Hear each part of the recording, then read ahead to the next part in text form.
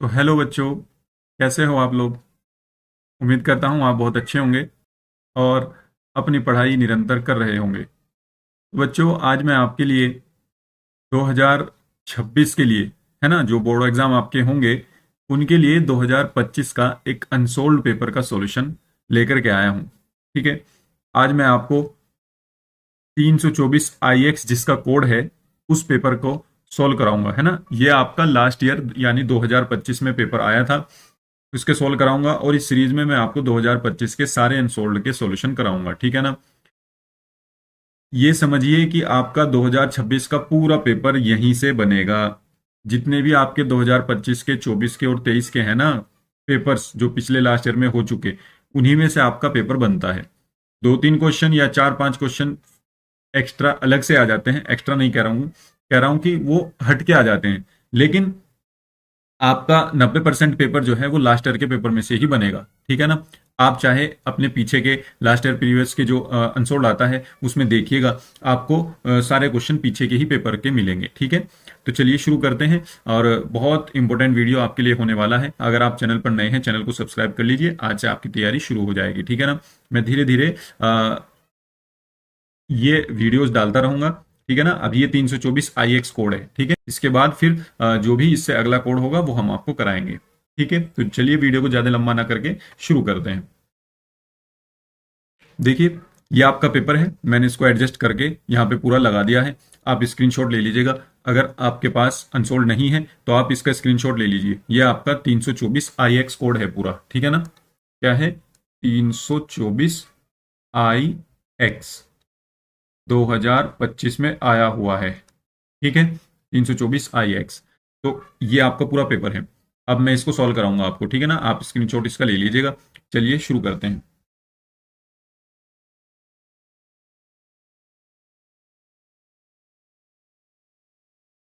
देखिए, आपका पहला क्वेश्चन है ये। और ये आपका 324 IX कोड है। ठीक है ना। पेपर का जो कोड है वो 324 IX है। ठीक है। इसको हम पेपर को सॉल्व करते हैं। चलिए देखिए, पहले आपके बहुविकल्प पे क्वेश्चन है और पहले क्वेश्चन में पांच ये आपके पार्ट हैं। ठीक है ना। बहुविकल्प पे हैं, एक एक नंबर के हैं। तो सबसे पहला देखिए, कह रहा है कि एफ एक्स बराबर मोड एक्स द्वारा प्रदत्त मापांक फलन एफ सच दैट आर बराबर आर प्लस, मतलब आर से आर प्लस में ये मैपिंग है। आर वास्तविक संख्याओं का समुच्चय है और ये धनात्मक वास्तविक संख्याओं का समुच्चय है। ठीक है ना। और ये एकीकी और अच्छादक हमें चेक करना है। तो देखिए, बड़ा आसान क्वेश्चन है ये, है ना। इसको हम कैसे चेक करेंगे? एफ ऑफ एक्स बराबर मोड एक्स। आप इसको अभी देखो, हमें थ्योरी तो करनी नहीं इसकी, हमें तो डायरेक्ट लगाना है। ठीक है ना। तो चेक करने के लिए बस आप ये देख लो किन्हीं दो वैल्यू पे ये सिंगल वैल्यू तो नहीं दे रहा। देखो, मान लो ये पूरा आर है आपके पास और इधर पूरा आर प्लस है। ठीक है ना। इधर प्लस वाले पड़े हैं। अब यहाँ पे देखो, अगर मैं यहाँ पे -1 ले लेता हूँ और एक 1 ले लेता हूँ, ठीक है ना, इन दोनों पे मैं इसमें डालूंगा इसको मोड एक्स में, तो यहाँ से माइनस एक्स भी 1 देगा, है ना। -x मोड -1 अगर मैं इस फंक्शन में डालूंगा तो वहां से भी +1 निकलेगा, और अगर +1 डालूंगा वो भी +1 ही देगा। तो दो वैल्यू जाकर के एक वैल्यू पे मिल रही है। इसका मतलब इन दो एलिमेंट की जो इमेज है, जो प्रतिबिंब है, वो एक है, दो का एक है। तो अगर बहुत सारों का एक पर जाता है तो वो बहुएकी होता है। अगर ये किसी एक का एक पर जाता है, जैसे यहाँ पे -1 है, यहाँ पे 1 है, 2 है, यहाँ पे 1 है। अब मान लो यहाँ पे -1 का 1 पे जाता, 1 का 2 पे जाता, इस तरीके से सिंगल सिंगल जाते एक एक, तो ये एक एक ही होता। लेकिन यहाँ पर बहुत सारों का एक पे जा रहा है, तो इसका मतलब ये बहुएकी हो गया। ठीक है ना। तो ये क्या हो जाएगा? बहुएकी हो जाएगा। तो एक एक ही तो ये नहीं होगा, ये ऑप्शन गलत हो जाएगा आपका। एक एक ही ये भी नहीं है, बहुएकी है ये, है ना। अब ये ऑप्शन हो सकता है, ये ऑप्शन हो सकता है, तो हमें अच्छादक भी चेक करना पड़ेगा।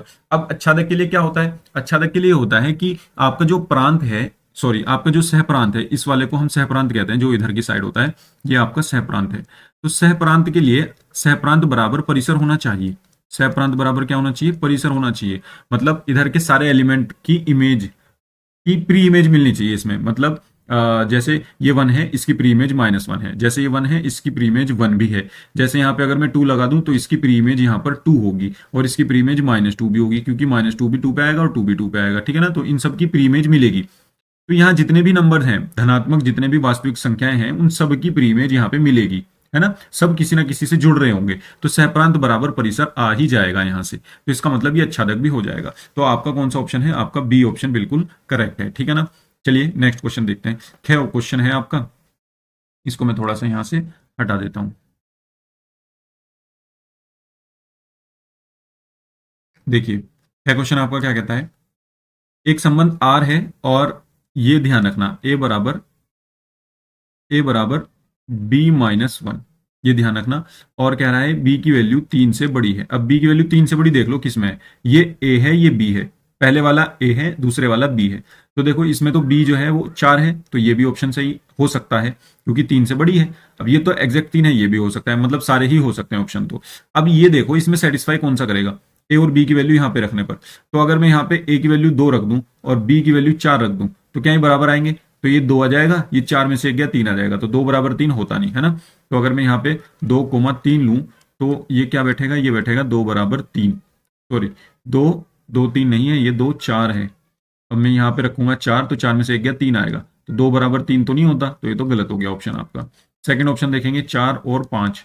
अगर मैं यहाँ पर ए की वैल्यू 4 रख दूं और बी की वैल्यू 5 रख दूं तो क्या ये बराबर आएंगे, 5 में से एक गया भी 4 ही बचता है, तो 4 बराबर 4 आ रहा है। तो बिल्कुल ठीक है, ये ऑप्शन आपका बिल्कुल सही है, तो बी ऑप्शन आपका करेक्ट हो जाएगा। आगे चलते हैं, 0 to π/2 dx upon 1 plus root 10x का मान क्या होगा। ये परगुण से होता है क्वेश्चन, है ना। परगुण से करते हैं इस क्वेश्चन को, बहुत आसान क्वेश्चन है। सबसे पहले हम आई मान लेंगे इसको, dx upon 1 plus root 10x, ये है 1 प्लस रूट 10x, तो इसको तो हम मान लेंगे पहली समीकरण।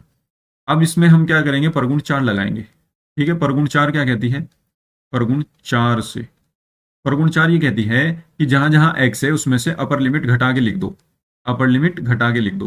तो dx अपॉन ये 1 है भाई, 1 प्लस रूट 10, जहां x है ना 10 के अंदर, उसमें अपर लिमिट यानी ये π/2 घटा के लिख दो, π/2 माइनस एक्स लिख दो।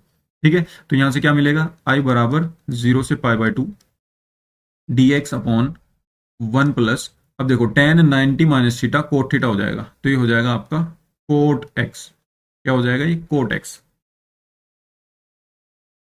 मेरे ख्याल से हमको इसको, हाँ ऐसे भी हो जाएगा, ये हो जाएगा लेकिन थोड़ा सा लेंथी पड़ेगा।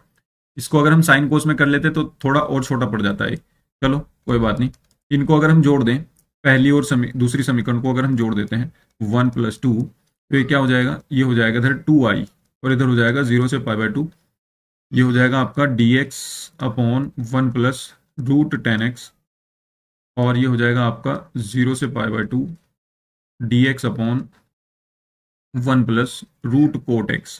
ठीक है ना, dx।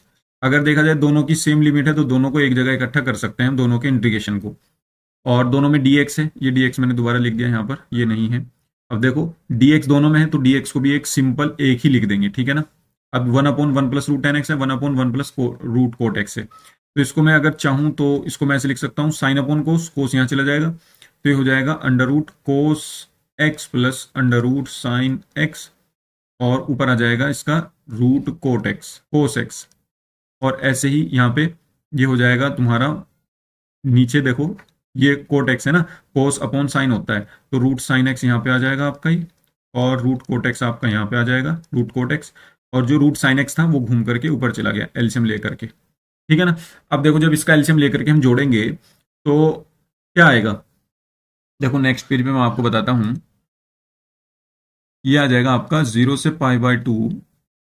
यहां से जब एलसीएम लेंगे, दोनों का एलसीएम सेम है, मतलब दोनों में नीचे डिनोमिनेटर सेम है, तो एक ही आ जाएगा नीचे, तो root cos x plus sine x, और ऊपर वाले सेम जुड़ जाएंगे, root cos x plus sine x. देखिए यहाँ पे देखिए दोनों का डिनोमिनेटर सेम है, मतलब हर जो है वो सेम है दोनों का, तो दोनों को एक लिख करके ऊपर वाले सेम जोड़ दो बस डायरेक्ट। ठीक है ना, cos x plus sine x, तो यहां से हो जाएगा आपका ही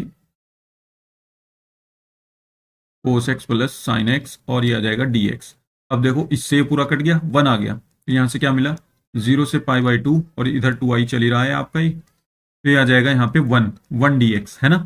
और 1 का क्या हो जाएगा, इंटीग्रेशन x, लिमिट आपकी कितनी है 0 से π/2, लिमिट देंगे तो कितना आएगा π/2 माइनस 0 यानी π/2, तो i की वैल्यू यहाँ से कितनी आ जाएगी, ये 2 इधर डिवाइड में चला जाएगा, तो ये आ जाएगा π/4, तो i की वैल्यू आपके पास π/4 आ गई। ठीक है ना, तो आपका ये π/4 हो जाएगा, इसका आंसर कितना हो जाएगा, π/4। सी ऑप्शन आपका सही है। आगे चलते हैं, अवकल समीकरण इतने की घात है, देखो ये 1/3 इधर चला जाएगा, क्यूब हो जाएगा, है ना, यहां से हट करके ये चला जाएगा, फिर यहाँ पे क्यूब हो जाएगा इधर, तो जब इधर क्यूब हो जाएगा तो अब इस d2y/dx² की घात 3 हो गई, है ना, इसी की घात 3 है, तो हमें कोटि और घात बताने के लिए यहां से अगर कोटि देखूं मैं, तो कोटि तो होगी जितनी बार मैंने ज्यादा से ज्यादा अवकलन कर रखा है। तो यहाँ पे ये तो एक बार अवकलन कर रखा है, और ये ज्यादा से ज्यादा दो बार, ज्यादा से ज्यादा दो बार है, इससे ज्यादा तो नहीं है यहाँ पे, क्योंकि देखो d2y/dx² है ना, डबल डेरिवेटिव। तो ये द्वितीय अवकलज है। द्वितीय अवकलज का मतलब है इसकी कोटि दो होगी, तो इसकी कोटि होगी दो। और जहां से आपको पता चला कि इसकी कोटि दो है, उसी टर्म की यानी उसी पद की घात कितनी है, वही इस अवकल समीकरण की घात होगी। तो ये जो डबल डेरिवेटिव है आपका यानी द्वितीय अवकलज, इसी की पावर देख लो ऊपर कितनी है, इसी की पावर है 3, तो वो पूरी समीकरण की घात भी 3 ही होगी। तो इसकी घात कितनी है, इसकी घात 3 हो जाएगी। तो आपका सी ऑप्शन सही हो जाएगा। आई डॉट आई 1 होता है, जे डॉट जे 1 होता है, के डॉट के 1 होता है। अब ये माइनस है बीच में है ना, तो 1 से 1 कट जाएगा, एक प्लस में 1 बचेगा बस, तो 1 आपका बी ऑप्शन सही हो जाएगा। ठीक है, तो बी ऑप्शन आपका ठीक है। देखो आई डॉट आई 1 होता है ना, 1 लगा दिया, माइनस जे डॉट जे भी 1 होता है, के डॉट के भी 1 होता है, तो माइनस 1 से 1 कट गया, 0 हो गया, एक 1 बच गया, तो बी ऑप्शन है। हो सकता है मेरे ख्याल से आपके आंसर में 0 आंसर दे रखा है, वो गलत है, ए सही है, बी सही है इसका, ठीक है ना, 1। आगे चलते हैं नेक्स्ट क्वेश्चन पर। देखिए दूसरा क्वेश्चन कह रहा है कि इसको सरलतम रूप में लिखिए। तो हम करते हैं उत्तर क का। ये इसने दिया है कोट इनवर्स 1/√x² - 1। अब मैं इसमें क्या करता हूं, मैं इसमें पुट कर देता हूं x बराबर, क्या पुट कर देता हूं, x बराबर सीकेंट x यानी सेक x। अब अगर मैंने इसमें सेक x तो नहीं करता, सेक थीटा कर देता हूं, सेक थीटा मैंने पुट कर दिया, तो ये हो जाएगा आपका कोट इनवर्स 1/√sec² - 1। x की जगह सेक थीटा करेंगे तो स्क्वायर है, तो इसका भी स्क्वायर हो जाएगा। और ये देखो कि sec²θ - 1 क्या होता है, tan²θ, तो ये tan²θ हो जाएगा। फॉर्मूला तो याद ही होगा आपके, है ना। तो यहां से क्या हो जाएगा, देखो फॉर्मूला आपका ये कहता है यहाँ पे कि sec² माइनस tan² बराबर 1 होता है। इस फॉर्मूले से sec² -1 tan² हो जाएगा, स्क्वायर से रूट कट जाएगा, तो क्या मिलेगा आपको, कोट² 1/tan², स्क्वायर से रूट कट गया। अब ये 1/tan² क्या हो जाएगा, ये हो जाएगा आपका कोट थीटा, तो इसको मैं कोट थीटा लिख लेता हूं। कोट इनवर्स से ये कोट हट जाएगा, मिलेगा मुझे थीटा ओनली। तो मुझे थीटा मिला, तो इस थीटा की वैल्यू रख दो यहां से वापस। तो यहां से देखो अगर ये सेक इधर पहुंचाऊंगा तो ये हो जाएगा सेक इनवर्स एक्स बराबर थीटा। तो थीटा की वैल्यू क्या हो जाएगी आपकी, सेक इनवर्स एक्स। तो आपका ये हमने सॉल्व कर दिया और मिनिमम ये आया, ठीक है ना, सरलतम रूप में, यही आपका आंसर होगा। आगे चलते हैं, नेक्स्ट देखिए क्या क्वेश्चन कह रहा है कि सिद्ध कीजिए फलन एफ एक्स बराबर एक्स मोड एक्स एक्स बराबर 0 पर संतत है। एफ ऑफ एक्स बराबर मोड एक्स है ना, ये हमें संतत प्रूफ करना है एक्स बराबर 0 पर। तो अगर देखा जाए मोड एक्स को मैं ऐसे लिख सकता हूं, ये मोड एक्स पॉजिटिव एक्स देगा जब एक्स की value greater than equal to 0 होगी, और यही माइनस एक्स देगा जब एक्स की वैल्यू लेस देन टू 0 होगी, ठीक है ना, जब। तो यहां से मुझे क्या करना होगा, अब मुझे x बराबर 0 पर इसको दिखाना है कि संतत है। संतत होने के लिए लेफ्ट हैंड लिमिट बराबर राइट हैंड लिमिट और फंक्शन की वैल्यू तीनों बराबर होनी चाहिए। तो हम सबसे पहले फंक्शन की वैल्यू चेक करते हैं 0 पर, क्योंकि हम 0 पर निकाल रहे हैं x बराबर 0 पर। फंक्शन की वैल्यू x बराबर 0 पर, 0 पर फंक्शन क्या है, x बराबर 0 पर ये है मेरा फंक्शन, यानी एफ एक्स बराबर x होगा। तो एफ एक्स में मैं जब 0 रखूंगा तो यहां भी x में 0 रखनी पड़ेगी, तो 0 ही आ जाएगा। अब निकालते हैं लेफ्ट हैंड लिमिट, ठीक है ना। तो लेफ्ट हैंड लिमिट हमारी क्या होगी, limit x tending to 0 minus, क्योंकि हम लेफ्ट हैंड लिमिट निकाले इसने माइनस लगाएंगे 0 के ऊपर, f ऑफ x। h वाले तरीके से करना चाहते हो h वाले तरीके से कर लो, डायरेक्ट करना चाहते हो डायरेक्ट कर लो। तो 0 के लेफ्ट में, यानी जब x की वैल्यू 0 से छोटी है तो वहां पे मेरा फंक्शन क्या है, जब x की वैल्यू 0 से छोटी है वहां पे मेरा फंक्शन माइनस एक्स है।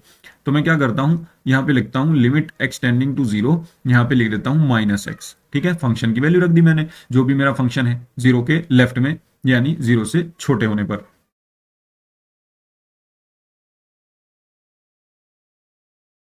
तो मैंने क्या किया, मैंने फंक्शन की वैल्यू माइनस एक्स रख दी, क्योंकि मेरी वैल्यू हम चेक कर रहे थे 0 से छोटे होने पर, यानी जब x 0 की तरफ मैं इधर से जा रहा हूं लेफ्ट से। ये इसका क्या मतलब है, x tending to 0 minus, 0 minus का मतलब है कि मैं 0 की तरफ लेफ्ट से यानी बाई तरफ से अप्रोच कर रहा हूं, बाई तरफ से जा रहा हूं। तो यहां से इधर से जा रहे हैं, तो यहाँ पे फंक्शन क्या है, जब x की वैल्यू 0 से छोटी होगी, यहाँ पे फंक्शन मेरा -x है ये वाला, और जब x की वैल्यू 0 या 0 के बड़ी है तो इसका मतलब है मेरा फंक्शन है x। जब मैं इधर से 0 की तरफ जाऊंगा तो मैं फंक्शन ये लूंगा, ये राइट हैंड लिमिट हो जाएगी इधर से, ठीक है ना। तो अब देखो लिमिट पुट करते हैं, तो x में 0 रखेंगे तो माइनस के 0 होकर के -0 आ जाएगा खाली। अब राइट हैंड लिमिट निकालते हैं। राइट हैंड लिमिट आपकी क्या कहती है, लिमिट एक्सटेंडिंग टू 0 प्लस, यानी ये प्लस सिर्फ ये दर्शाता है कि ये राइट हैंड लिमिट है।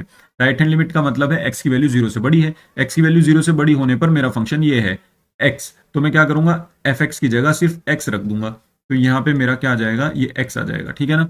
अब लिमिट डायरेक्ट पुट कर दो तो ये 0 आ गया। अब देखो तीनों वैल्यू बराबर आ रही हैं, तो हम क्या कहेंगे, अतः left hand limit, limit x tending to 0 minus f of x, बराबर राइट हैंड लिमिट यानी limit x tending to 0 plus f of x, और फंक्शन की वैल्यू उस पॉइंट पर बराबर आ रही है, अतः फलन क्या हो जाएगा, x बराबर 0 पर सतत है। अतः फलन x बराबर 0 पर सतत है या संतत है, ठीक है ना। ये हमारा आंसर हो जाएगा, हमने प्रूफ कर दिया, ठीक है। आगे चलते हैं नेक्स्ट क्वेश्चन पर, यहां पे कर लेते हैं इसको। देखिए, अगर हमें किसी अवकल समीकरण की घात बतानी है तो हमें उसमें सबसे अधिक कोटि का अवकलज देखना पड़ेगा, है ना। तो सबसे अधिक कोटि का अवकलज ये है, तो इसकी जो घात होगी वही इस पूरे अवकल समीकरण की घात है। तो इसकी घात कितनी है, देखिए इसकी घात सिर्फ 1 है, इसकी पावर में सिर्फ 1 है। अगर इस तरह होता तो 2 होती, लेकिन यहाँ पे सिर्फ 1 है, तो इसकी घात 1 ही होगी। तो हम क्या कहेंगे, हम यहाँ पे ऐसे लिख देंगे, क्योंकि एक ही नंबर का क्वेश्चन है, ज्यादा कुछ इसमें लिखना नहीं है। तो अवकल समीकरण की घात बराबर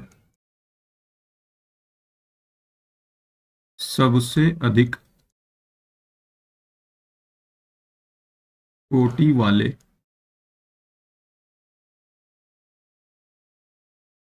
अवकलज की घात, है ना।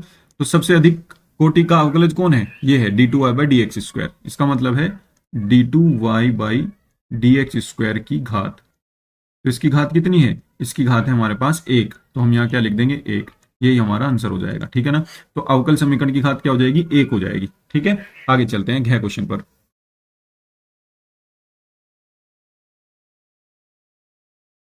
देखिए, यदि पी ऑफ ए बराबर 0.12 है ना, तो मैं यहां पे लिख देता हूं, दिया है ए की प्रायिकता कितनी है, 0.12, बी की प्रायिकता कितनी है, 0.15, और बी अपॉन ए यानी बी ओवर ए, इसकी प्रायिकता कितनी है, 0.18। देखो, ऐसा क्वेश्चन हर बार पेपर में जरूर आता है शॉर्ट में, ठीक है ना, तो इसको अच्छे से कर लेना आप। ये कंडीशन प्रोबेबिलिटी यानी सशर्त प्रायिकता का क्वेश्चन है, ठीक है। तो इसका फॉर्मूला है, हम जानते हैं, वी नाउ दैट, हम जानते हैं सशर्त प्रायिकता यानी बी घटना के घटित होने पर ए के घटित होने की प्रायिकता होती है ए इंटरसेक्शन बी की प्रायिकता अपॉन, यानी इन दोनों की इंटरसेक्शन की प्रायिकता, और जो नीचे है उसकी प्रायिकता, जो बी है उसकी प्रायिकता। तो ए इंटरसेक्शन बी की प्रायिकता हमें फाइंड करनी है, ये तो दे रखी है इसने, चलो यहीं पे लिख लेते हैं। ये जो दे रखी है इसने, ये दे रखी है बी अपॉन ए की, तो हम बी अपॉन ए की करेंगे यहां पर, है ना। इसको हम पलट लेंगे, इसको बी अपॉन ए कर लेंगे, तो यहां पर भी नीचे चेंज हो जाएगा। तो ये देखिए बी अपॉन ए उसने दे रखा था, तो यहाँ पे नीचे वाले की आती है, नीचे वाले की जो ए है तो ए की आएगी, बी होता तो बी की आती, ऊपर इन दोनों का इंटरसेक्शन ही आता है, ठीक है ना। ये ध्यान रखना है, ये फॉर्मूला है आपका। अब बी ओवर ए की जो प्रायिकता है वो 0.18 है, ये उसने दे रखा है। इसकी प्रायिकता मुझे निकालनी है ए इंटरसेक्शन बी की, और ए की प्रायिकता उसने दे रखी है 0.12, तो यहां से इसकी मल्टीप्लाई इधर हो जाएगी, क्रॉस मल्टीप्लाई, तो यहां से हो जाएगा आपका प्रायिकता of A intersection B equal to 0.18 गुना 0.12, इनकी गुना करेंगे तो हमारे पास क्या आएगा, तो ये आ जाएगा आपका 12×8 = 96, और 12×1 = 21, और एक 0.0, ये आ जाएगा आपका, है ना। P of A intersection B जो आ जाएगा आपका वो ये आ जाएगा, क्योंकि 2 पॉइंट के बाद इसकी है दशमलव, सॉरी 2 अंक के बाद दशमलव इसकी है, 2 अंक के बाद दशमलव इसकी है, तो 4 अंकों के बाद दशमलव आएगी आंसर में, तो 0.0216 आ जाएगा, ठीक है ना। ये आपका आंसर हो जाएगा। आगे चलते हैं, लास्ट क्वेश्चन इसका देखते हैं हम। सदिशों इतने और इतने के बीच का कोण ज्ञात कीजिए, ठीक है ना। तो मान लेते हैं ये ए है अपने पास, माना ये ए वेक्टर है जो पहले दे रखा है इसने, -2i कैप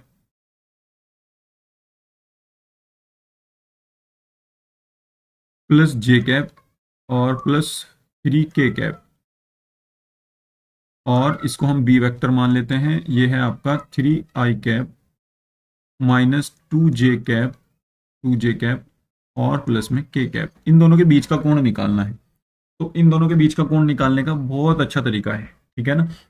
क्या है तरीका कि a dot b equals to a का परिमाण बी का परिमाण इंटू में आएगा कोस थीटा, यहां से निकल जाएगा। तो ये फॉर्मूला आपका होता है कोस थीटा इक्वल्स टू, ये दोनों इसके अपॉन में चले जाएंगे, ये आ जाएगा ए डॉट बी अपॉन में ए का परिमाण और बी का परिमाण, ठीक है ना। ए वेक्टर का परिमाण और बी वेक्टर का परिमाण। देखिए डॉट प्रोडक्ट, ये है अदिश गुणनफल। डॉट प्रोडक्ट में क्या होगा देखो अभी बताता हूँ। -2i कैप प्लस के जे कैप, पहले हम जू का तू इसको लिख देते हैं, है ना। ये आ गया यहाँ पर और इसका डॉट प्रोडक्ट होगा इसके साथ, ये 3i कैप आ गया, ये -2j कैप आ गया और ये प्लस के k कैप आ गया। और इसके अपॉन में जो आएगा, अपॉन में ए का परिमाण आएगा। परिमाण जो होता है उसको हम ऐसे लिखते हैं देखो, अंडर रूट जो i के मल्टीप्लाई में उसका स्क्वायर, जो j के मल्टीप्लाई में है उसका स्क्वायर, जो k के मल्टीप्लाई में है उसका स्क्वायर, तीनों को जोड़ दो तो -2 का स्क्वायर प्लस 1 का स्क्वायर प्लस 3 का स्क्वायर, ठीक है ना। फिर ऐसे b का परिमाण निकलेगा, कैसे, 3 का स्क्वायर आ जाएगा प्लस -2 का स्क्वायर आ जाएगा प्लस 1 का स्क्वायर आ जाएगा, ठीक है। अब देखो डॉट प्रोडक्ट क्या होता है, i की i में करेंगे, i डॉट i 1 होगा तो इसके मल्टीपल की इसके मल्टीपल में कर दो बस, -2 × 3 = 6, -2 × 3। फिर आई की जब जे में करेंगे वो 0 होता है, आई की के में करेंगे वो भी 0 होता है, उनको लिखने की जरूरत नहीं है। तो सिंपल ट्रिक है, आई की आई में करो, जे की जे में करो, के की के में करो, वो तो 1 हो जाएंगे, लेकिन जो इनके मल्टीपल्स होंगे, जो इनके गुणनफल होंगे, उनकी गुना करेंगे सिर्फ। तो 1 की गुना -2 में करेंगे प्लस लगा के, तो 1 की गुना -2 में कर दो, प्लस लगा के 3 की गुना 1 में कर दो, इस 3 की गुना इस 1 में कर दो, ठीक है। और अपॉन में आ जाएगा आपके अंडर रूट, इसको सॉल्व करो, ये आ गया 4, 1 और 9, और ये आ गया अंडर रूट 9, 4 और 1। तो ये आपका देखो यहाँ से कितना हो गया, -3 दूनी 6, -6 और ये -2 और ये +3, और अपॉन में अंडर रूट 9, 4, 13 और 1 14, अंडर रूट 14 और ये भी अंडर रूट 14, ठीक है। तो ये कितना हो गया, 3 में से 2 गया 1, 1 और -6 -5, है ना। तो ये आ जाएगा आपका -5/14। तो ये आ गया आपका कोस थीटा इक्वल टू -5/14, और यहां से जो थीटा निकालेंगे तो ये हो जाएगा आपका कोस इनवर्स -5/14, ठीक है। और ये आपका आ जाएगा आंसर,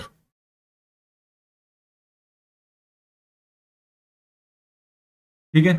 उम्मीद करता हूं आप ये समझ गए होंगे। चलिए नेक्स्ट क्वेश्चन पर चलते हैं। देखिए कह रहा है तीसरा क्वेश्चन का क्या है, यदि मैपिंग आपकी ये है और ये है तो फलन f(x) बराबर cos x और gx बराबर 3x² द्वारा परिभाषित है, तो सिद्ध कीजिए गोफ बराबर फोग या गोफ फोग के बराबर नहीं है। ये आपकी फलनों का संयोजन है, फोग गोफ, है ना। और ये आपके सिलेबस में है नहीं, लेकिन फिर भी क्वेश्चन आ रहे हैं, तो मैं आपको ये कराऊंगा, ठीक है ना, मैं आपको ये कराऊंगा। देखिए कैसे करते हैं, इसको सीख लीजिए, अगर आपको नहीं आता है तो मैं सिखा देता हूँ, कोई दिक्कत वाली बात नहीं है इसमें। तो सबसे पहले हम क्या करेंगे, ये तीसरे का क्या क्वेश्चन है,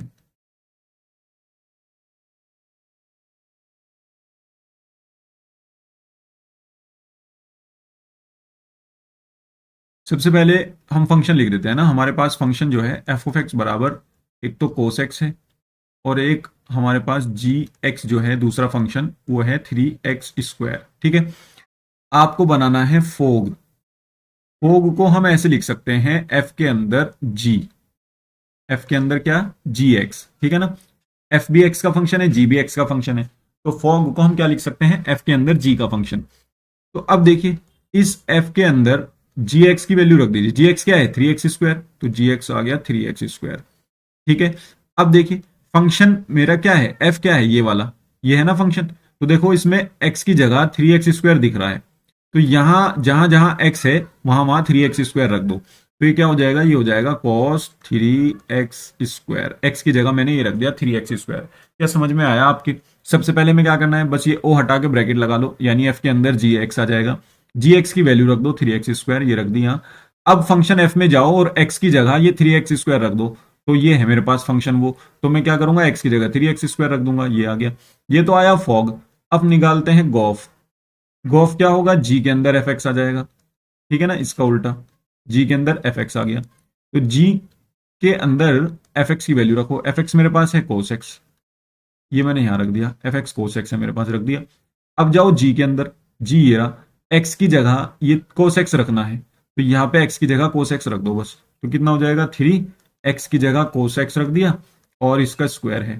तो अब देखो ये और ये में कितना फर्क है ना, दोनों अलग अलग हैं, दिख रहे हैं बिल्कुल अलग अलग हैं। तो इसका मतलब फॉग ऑफ दोनों बराबर नहीं है, दोनों अलग अलग हैं। आर की मैपिंग पे ये फंक्शन ही अलग हैं, ठीक है ना। अब देखने में ऐसा भी हो सकता है ये दोनों क्या हूं, ये दोनों अलग अलग दिख रहे हों, लेकिन ऐसा हो सकता है ये वैल्यूज पर सेम वैल्यू दे रहे हों, है ना। तो हम एक वैल्यू फिर भी लेकर के देख लेते हैं, ठीक है ना, चेक कर लेते हैं हम फिर भी। हम क्या करते हैं, x बराबर, अब देखो दोनों की मैपिंग आर से आर में ही है ना, यानी पूरा आर रियल नंबर का सेट। तो आर में से हमने मान लो x बराबर 0 पर देख लेते हैं, है ना, या 0 नहीं देखते, चलो हम देख लेते हैं π/2 पर। π/2 भी नहीं देखते, क्या देखें, 0 पे देख लें। अगर ये 0 होगा, ये कोस 0 हो जाएगा, कोस 0 1 होता है। और अगर ये, हाँ कोस 0 पे देख लेते हैं, दोनों अलग ही देगा, ये कोस 0 डिग्री पे देख लेते हैं हम, ठीक है ना, कोस 0 पर। तो कोस 0 पर जो फॉग होगा आपका, फॉग यहाँ पे x लिखा होता है ऐसे, है ना, तो हम यहाँ पे 0 रख रहे हैं इसमें। इसको मैं ऐसे लिख देता हूँ, यहाँ पे थोड़ा सा करेक्शन कर लो बस, हल्का सा। यहाँ पे आप x लिख लो, है ना, और यहाँ पे भी आप x लिख लो ब्रैकेट में, इसके आगे, गोफ के आगे। तो ऐसा होता है ये। तो हमने क्या किया,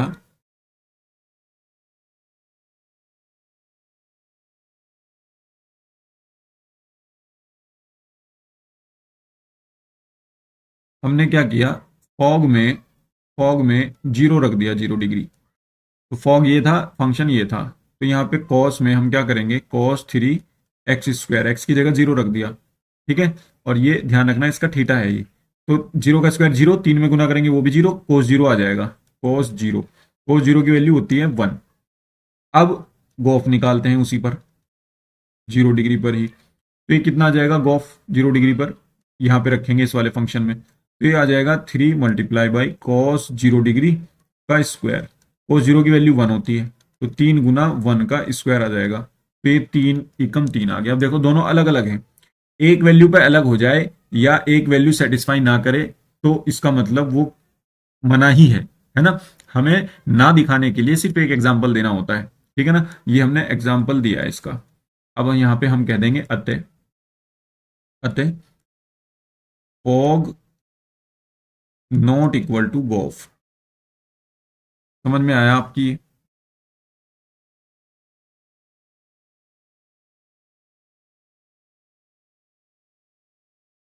चलिए आगे चलते हैं नेक्स्ट क्वेश्चन पर। देखिए नेक्स्ट क्वेश्चन हमारा क्या कह रहा है,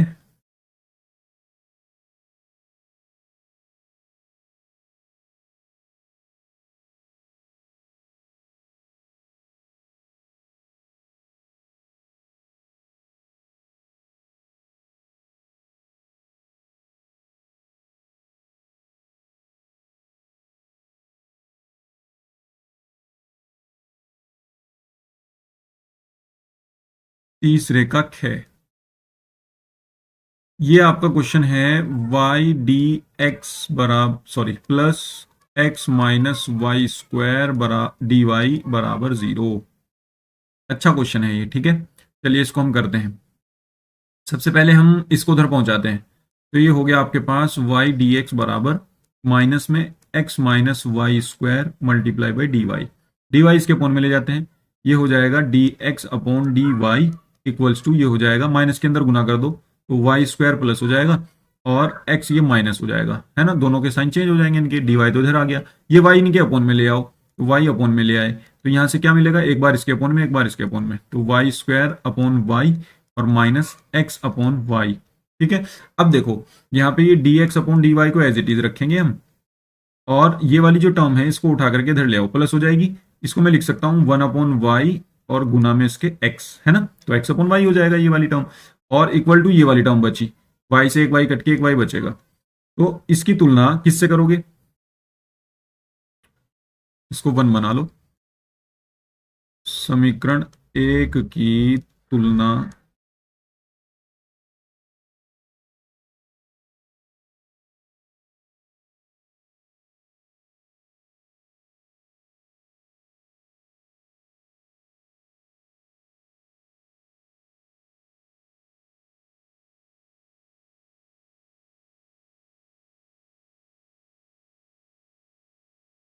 dx upon dy plus P x बराबर क्यू से करने पर, ठीक है। यहां से देखो जो x के मल्टीप्लाई में है, यहाँ पे जो x के मल्टीप्लाई में यानी p, तो p की वैल्यू ये हो जाएगी p बराबर 1/y, और q जो होगा वो y हो जाएगा। तो इस वाली समीकरण को सॉल्व करने के लिए हमें एक निकालना पड़ता है इंटीग्रेटिंग फैक्टर, अगर आपके याद हो, है ना, समाकलन गुणांक, इसको हम IF कहते हैं। इसका फॉर्मूला जो होता है वो होता है e की पावर समाकलन पी डी वाई, अगर ये y में आया है तो पी डी वाई, एक्स में आता तो पी डी एक्स, तो ये हो जाएगा e की पावर, p की वैल्यू रख देंगे 1/y डी वाई। 1/y का इंटीग्रेशन क्या होता है आप सबको पता है, log y होता है, और यहाँ पे बेस में e आता है ना, और e की पावर में अगर log e हो जाए तो ये हट के y हो जाता है, तो ये सिंपल y हो जाएगा आपका।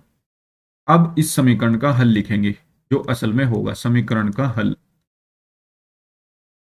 समीकरण का हल जो होगा उसको हम लिखेंगे x इंटू आई एफ बराबर समाकलन q into I F into d y plus C. तो x इंटू आई एफ की वैल्यू कितनी है y इक्वल्स टू समाकलन, q की वैल्यू भी y है, ये रही ऊपर यहाँ पर q की वैल्यू y आ गई, आई एफ की वैल्यू भी y है तो y ये भी आ गई, y स्क्वायर हो गया इंटू डी वाई और प्लस में c। तो ये हो जाएगा आपका एक्स वाई बराबर वाई स्क्वायर हो गया, वाई स्क्वायर का समाकलन करेंगे वाई क्यूब बाई 3 प्लस सी हो जाएगा, यही आपका हो जाएगा आंसर। ठीक है, उम्मीद करता हूं आप ये क्वेश्चन समझे होंगे, आसान क्वेश्चन है, बस आपको ये समझना है कि कौन से टाइप की अवकल समीकरण है, ठीक है ना। तो ये हमारी लीनियर डिफरेंशियल इक्वेशन बनी थी, यानी मेरे ख्याल से उसको हम कहते हैं रेखीय अवकल समीकरण, है ना। चलिए आगे चलते हैं। देखिए गया क्वेश्चन कह रहा है कि सिद्ध कीजिए कि इतने इतने और इतने एक समकोण त्रिभुज के शीर्ष हैं। तो अगर समकोण त्रिभुज के शीर्ष हैं तो इसका मतलब अगर मैं किसी एक को ए कह दूं, किसी दूसरे को बी कह दूं, किसी तीसरे को सी कह दूं, और मैं उस समकोण त्रिभुज की भुजाएं निकाल दूं। अभी मैं ये नहीं कह रहा हूं कि कौन सी भुजा कर्ण है, कौन सी भुजा लंब है, कौन सी भुजा आपकी आधार है। अभी बस हम 3 भुजाएं निकाल देते हैं, एक ए बी, एक बी सी और एक ए सी। तो हम 3 साइड इसकी फाइंड करेंगे, एक ए बी फाइंड करेंगे, एक बी सी फाइंड करेंगे और एक ए सी फाइंड करेंगे, ठीक है ना। तीनों साइड फाइंड करेंगे और फिर हम देखेंगे आगे, फिर मैं बताऊंगा आपको। तो दूरी का फॉर्मूला आपको पता ही होगा, अगर मैं ए बी फाइंड करता हूं इस गए क्वेश्चन में, अगर मैं ए बी फाइंड करता हूं, भुजा ए बी निकालता हूं, तो कैसे निकलेगी। दूरी का फॉर्मूला ये होता है, सबसे पहले अंडर रूट लगाओ, अगर ये x1 y1 z1 है और ये x2 और ये x2 y2 z2 है, तो हम क्या करते हैं, x2 में से x1 घटाते हैं, y2 में से y1 घटाते हैं और z2 में से z1 घटाते हैं, ठीक है ना। इस तरीके से घटा घटा करके लिखते हैं और उनका स्क्वायर करके लिखते हैं। तो 3 में से 4 गया -1, है ना, या मैं ऐसे करके लिख लेता हूं 3 - 4 का होल स्क्वायर, फिर प्लस लगाओ, फिर 5 में से 4 गए, 5 - 4 का होल स्क्वायर लगाओ, फिर प्लस 2 - 2 का होल स्क्वायर लगाओ, 2 - 2 का होल स्क्वायर, ठीक है। तो यहां से आपके पास क्या आएगी, यहां से आपके पास आ जाएगी अंडर रूट, 3 में से 4 गया -1 का स्क्वायर 1 आ जाएगा, 5 में से 4 गया 1 का स्क्वायर 1 आ जाएगा, 2 में से 2 गया 0 का स्क्वायर 0 रहेगा, तो ये आ जाएगी आपके पास √2। अगर मैं कहूं कि ए बी स्क्वायर मुझे निकालना है तो ए बी स्क्वायर क्या हो जाएगा, सिर्फ 2 आ जाएगा, ठीक है। इसको समीकरण 1 बना लो। अब दूसरी समीकरण देखो, अब हम फाइंड करते हैं बी सी। बी सी भी सेम इसी फॉर्मूले से निकलेगी, है ना। ये तो ए बी था, अब बी सी, पहले में से पहला घटाओ, दूसरे में से दूसरा घटाओ, तीसरे में से तीसरा घटाओ।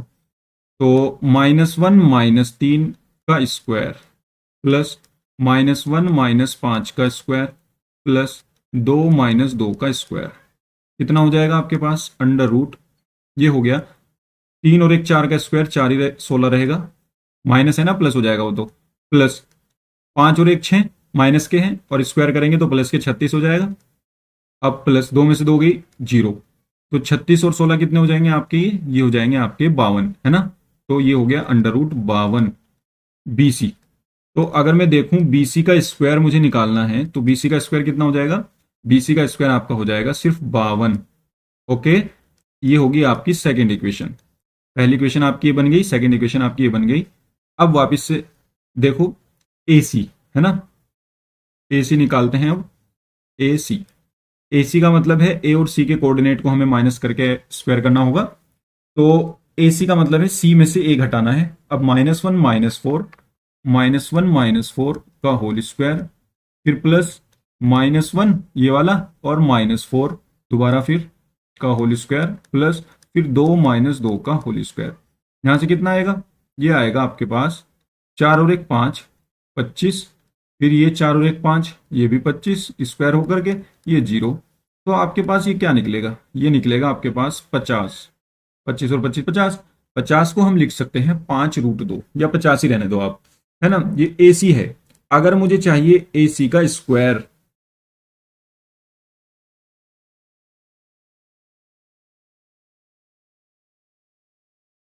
AC का स्क्वायर तो वो कितना आएगा? 50 आएगा। ये बन गई समीकरण नंबर 3। अब देखो समकोण त्रिभुज है, तो समकोण त्रिभुज में अगर आपके याद हो पाइथागोरस थ्योरम लगती है। समकोण त्रिभुज में क्या लगती है? Pythagoras theorem. पाइथागोरस थ्योरम क्या कहती है? पाइथागोरस थ्योरम ये कहती है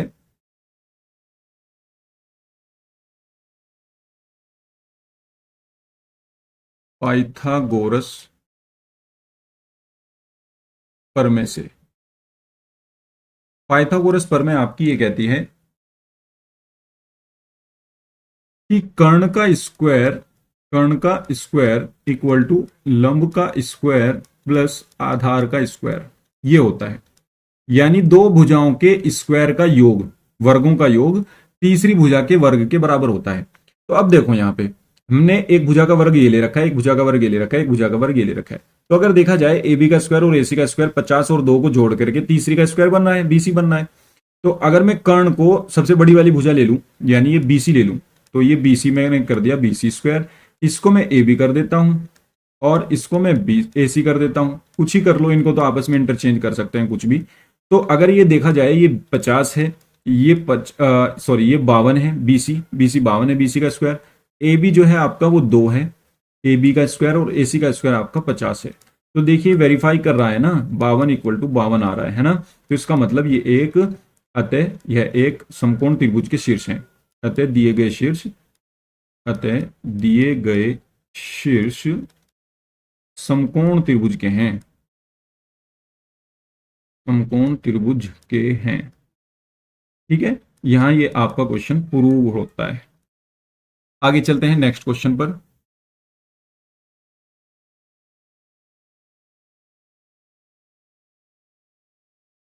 देखिए कह रहा है कि यदि ये और ये, तो XYZ का मान ज्ञात करो। बहुत आसान क्वेश्चन है। देखो कैसे करते हैं इसको। अगर दो अवयव आपस में बराबर हैं तो उनके संगत अवयव आपस में बराबर होते हैं। तो यहां से तुलना जब आप करोगे तो XY = 6 आएगा, 5 + Z = 5 आएगा, 5 + Z = 5 आएगा, XY = 8 आएगा, XY = 8 आएगा। 2 बराबर तो 2 है ही, उसे लिखने की जरूरत नहीं है। तो इसको अगर मैं एक समीकरण बना दूं, इसको अगर मैं दूसरी समीकरण बना दूं, और इसको मैं तीसरी बना दूं, या कुछ भी ना बनाऊं, इससे सॉल्व कर लूं। देखो यहां से तो सिंपल निकलेगा, Z = 0 आ गया। इसी से तो निकला है Z = 0। देखो 5 से 5 कट गया, Z = 0, या 5 को उधर भेज दो, 5 में 5 की 0 बचेगा। अब Z = 0 तो आ गया हमारे पास। लेकिन ये दो समीकरण दोनों XY में है, तो इन दोनों से हमें X और Y की वैल्यू निकालनी पड़ेगी। ठीक है, अब चलिए XY की वैल्यू निकालते हैं। समीकरण 2 से हम क्या करते हैं, Y की वैल्यू निकालकर 8/x समीकरण 1 में पुट कर देते हैं, है ना। समीकरण 1 में रखने पर, समीकरण 1 से हम क्या करते हैं, x प्लस वाई की जगह ये रख देते हैं 8/x और बराबर है 6। ये 8/x वाई की वैल्यू हम यहाँ रख देते हैं 8/x। यहाँ से सॉल्व करेंगे तो आएगा x² प्लस 8, और ये जो नीचे x आएगा उसकी गुना इधर कर देंगे, हो जाएगा 6x। इसको इधर ले आओ, x² माइनस 6x प्लस 8 बराबर 0 हो जाएगा। 8 कैसे फैक्टर जो प्लस करके 6 आए, तो 4 दूनी 8 और 4 और 2 6, माइनस के 2x प्लस के 8 आ जाएगा इक्वल्स टू 0। तो इसमें से x कॉमन लेकर के x-4 हो सकता है, -2 कॉमन लेकर के यहाँ से भी x-4 हो सकता है इक्वल्स टू 0। यहाँ से हम x-4 कॉमन लेंगे और यहाँ से हमारे पास x-2 बच जाएगा इक्वल्स टू 0। तो दोनों को 0 रखेंगे तो x की वैल्यू एक 4 आएगी या 2 आएगी। दो वैल्यू आपके पास आई है, तो इन दो वैल्यू के लिए y भी दो अलग अलग ही होगा। यदि x बराबर आपके पास 4 है तो y बराबर आपके पास 8/4, 8/4 यानी 2 हो जाएगा। और यदि आपके पास x की वैल्यू 2 है तो y की वैल्यू 8/2 यानी 4 हो जाएगी। यहाँ पे x की वैल्यू रख दे रहे हैं हम, ठीक है ना। अतः x y z के मान क्या हो जाएंगे, x बराबर 4 है, y बराबर 2 है, z बराबर 0 है, ठीक है। या फिर x बराबर 2 है, y बराबर 4 है, z बराबर 0 है ना। ये तो 0 तो रहेगा ही z, बस ये दोनों चेंज कर देंगे। दोनों हमने केस इसको बता दिया, ये आंसर आपका हो जाएगा। उम्मीद करता हूं ये भी क्वेश्चन आप समझ गए होंगे। चलिए आगे चलते हैं। देखिए फोर्थ क्वेश्चन क्या कह रहा है, कह रहा है कि दर्शाइए कि फलन f(x) बराबर 7x³ - 3 एक वर्धमान फलन है, जबकि x जो है वो ग्रेटर टू 0 है। इसका मतलब उसने अंतराल दे दिया है, अब हमें अंतराल फाइंड नहीं करना, ठीक है। तो चलिए शुरू करते हैं चौथे का क्या क्वेश्चन। देखिए हमारे पास फलन है f(x) बराबर 7x² - 3, ये फलन है। अब मैं क्या करता हूं, सबसे पहले मुझे f' निकालना होता है, तो dw(r2x) मैंने कर दिया, f' लगा रहा हूं, इसका मतलब एक बार अवकलन कितना हो जाएगा, ये 2 आगे आ जाएगा, 7 दूनी 14 हो जाएगा और x आ जाएगा और माइनस में 3 का हो जाएगा 0, तो मेरे पास ये बन गया 14x। अब मुझे इसको 0 रखने की जरूरत है नहीं, क्योंकि उसने कहा चलो मैं फिर भी 0 रख लेता हूं। हम क्या कहते हैं कि उच्चतम व निम्नतम के लिए, वर्धमान व ह्रासमान के लिए ऐसे लिखते हैं।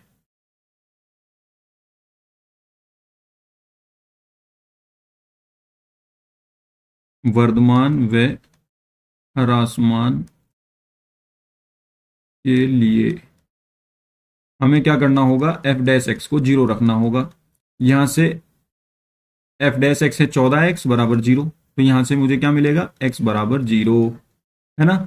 तो अब आप एक नंबर लाइन बना लीजिए ऐसी, उस पे यहाँ पे ये x बराबर 0 ड्रॉ कर लीजिए, x बराबर 0, इधर प्लस इन्फिनिटी और इधर माइनस इन्फिनिटी, ठीक है, प्लस अनंत तक और इधर माइनस अनंत तक। अब देखो यहां से मुझे क्या करना है, मुझे इसमें चेक करना है x ग्रेटर देन टू 0, यानी जहां x 0 से बड़ा है, यानी मुझे यहां पे चेक करना है मेरा फलन क्या है, उसका वो वर्धमान है या ह्रासमान है। तो हमें वर्धमान और ह्रासमान होने के लिए f' का चिन्ह देखना होता है। तो f' का चिन्ह इस अंतराल में क्या है, अगर मैं यहां से कोई पॉजिटिव वैल्यू उठा करके f' में रख दूं तो f' तो पॉजिटिव ही रहेगा, तो इसका मतलब ये तो धनात्मक ही रहेगा, है ना, ये धनात्मक ही रहेगा। इसका मतलब अगर f' यहाँ पे धनात्मक आ रहा है तो इसका मतलब यहाँ पे ये फलन वर्धमान है ना। तो हम कहेंगे x ग्रेटर देन टू 0 में f' जो है वो ग्रेटर देन टू 0 है।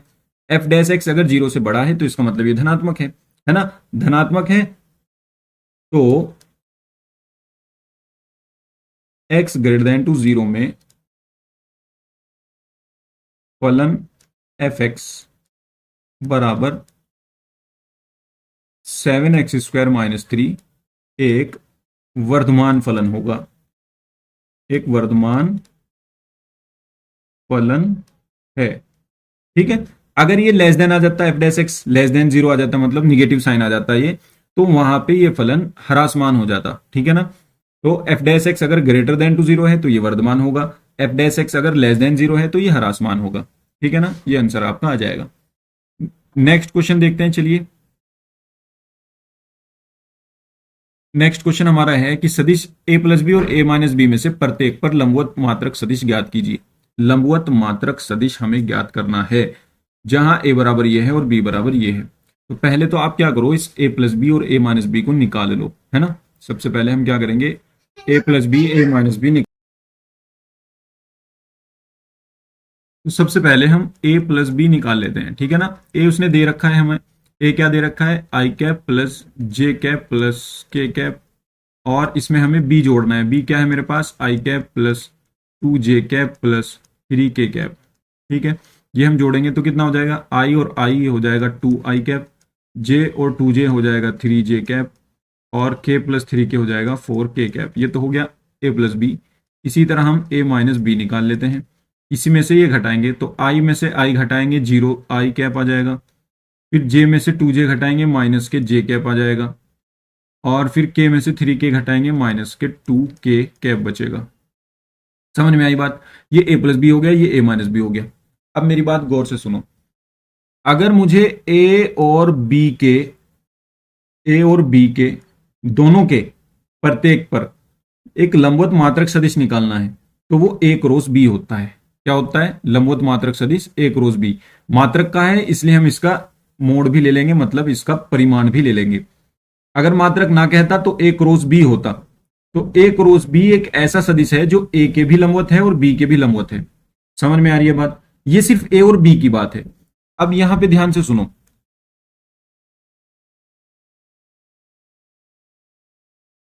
ध्यान से सुनो। इसने जो यहां पे कहा है, उसने कहा है कि ए प्लस बी और ए माइनस बी में से प्रत्येक पर लंबवत सदिश निकालना है हमें। तो इन दोनों में प्रत्येक पर लंबवत सदिश इनका क्रॉस गुणनफल होगा। क्रॉस गुणनफल मतलब इनका सदिश गुणनफल होगा। तो इनका सदिश गुणनफल निकाल देते हैं, ठीक है ना। ए प्लस बी और ए माइनस बी में से प्रत्येक पर लंबवत सदिश। अभी सिर्फ हम लंबवत सदिश निकाल रहे हैं, है ना। सिर्फ लंबवत सदिश निकाल रहे हैं। लंबवत सदिश क्या होगा, इन दोनों का ए प्लस बी और ए माइनस बी का सदिश गुणनफल होगा।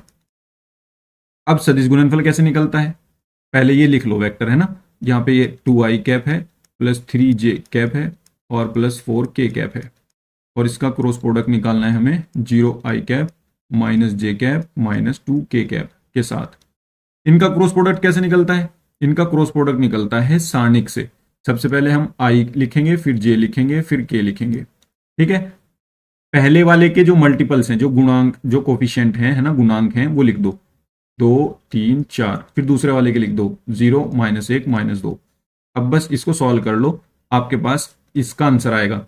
सॉल्व कैसे करेंगे, पहली रो के सापेक्ष इसका प्रसार कर दो, ठीक है। तो ये रो छुपा लो, ये कॉलम छुपा लो। इसकी गुना इसमें 3 दूनी 6 -6, तो ये आएगा -6, और माइनस लगा के इसकी गुना इसमें 4 × 4 -4, ये आएगा तो माइनस बीच में +4 हो जाएगा। फिर माइनस लगा के जे कैप लगाओ। अब इसकी रो को और इसके कॉलम को छोड़ दो। इसकी गुना इसमें करो -2 दूनी 4, इसकी गुना इसमें करो माइनस लगा के 0, तो -4 और -0। फिर प्लस लगाओ के कैप। इसकी रो को इसके कॉलम को छोड़ दो, के कैप के रो कॉलम छोड़ दिया। अब बचा इसकी गुना इसमें कर दो, इसकी गुना इसमें कर दो, माइनस लगा के। इसकी गुना करेंगे तो -2 आएगा, फिर बीच में फॉर्मूले का माइनस, 3 की गुना 0 में करेंगे तो ये भी 0 आ जाएगा। तो यहां से आपका जो बना -6 + के 4 -2 आई कैप, माइनस माइनस प्लस के कितना हो जाएगा 4 जे कैप, और ये माइनस के कितना हो जाएगा -2 के कैप, ठीक है ना। ये आपका हो गया इनका लंबवत सदिश। लेकिन लंबवत मात्रक सदिश नहीं है ये। अब हम निकालेंगे लंबवत मात्रक सदिश, तो इसका परिमाण निकालेंगे, ठीक है ना। अब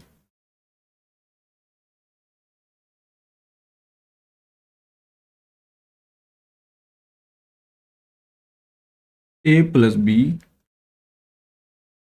तथा ए माइनस बी में से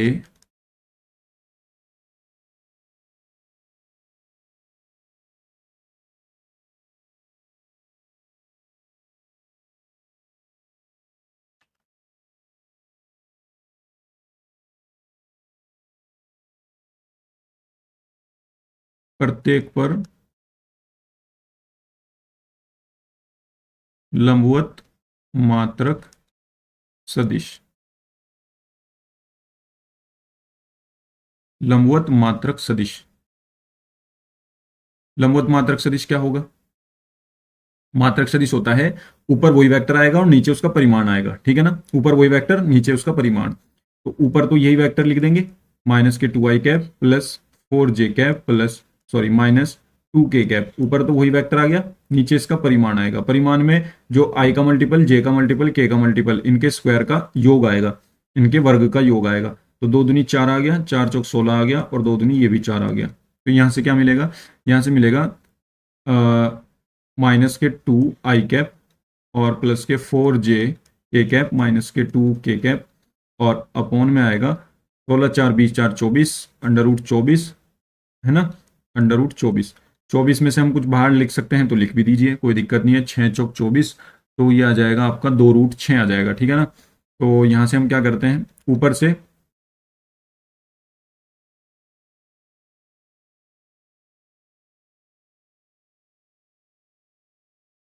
से माइनस 2 कॉमन ले लेते हैं, क्या मिलेगा, आई कैप माइनस के 2j कैप और प्लस के k कैप, और अपॉन में आ जाएगा इसके 2 रूट 6।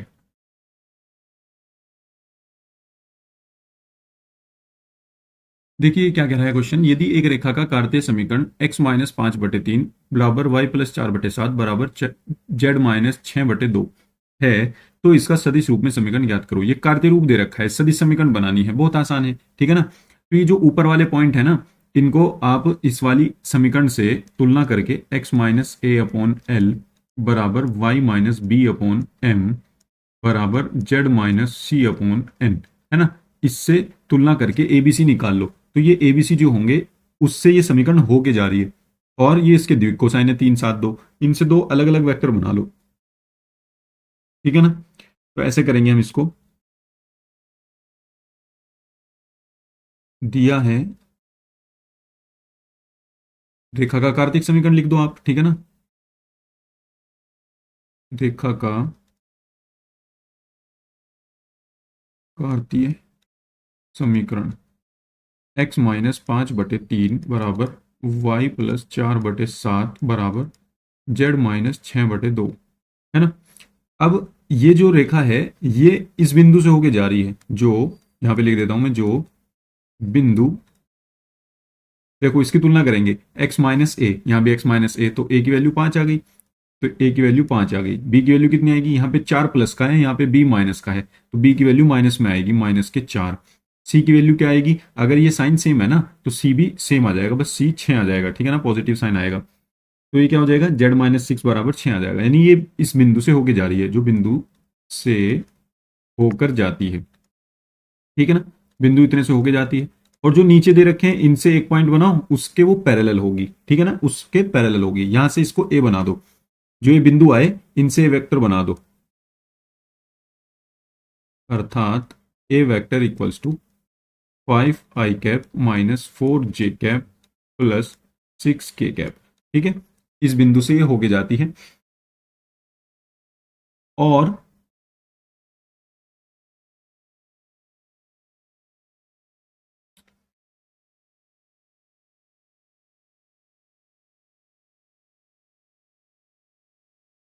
दी गई रेखा के द्विक अनुपात, दी गई रेखा के द्विक अनुपात क्या है, जो एल एम एन होंगे वो इस रेखा के द्विक अनुपात हैं, ठीक है ना, क्या होंगे, 3 7 2 हैं, ठीक है। इनसे हमें एक वेक्टर बनेगा बी, क्या वेक्टर बनेगा, इनसे बी वेक्टर बनेगा, बी वेक्टर बना दो, 3i cap plus 7j cap plus 2k cap, ठीक है ना, इनसे एक वेक्टर बन गया।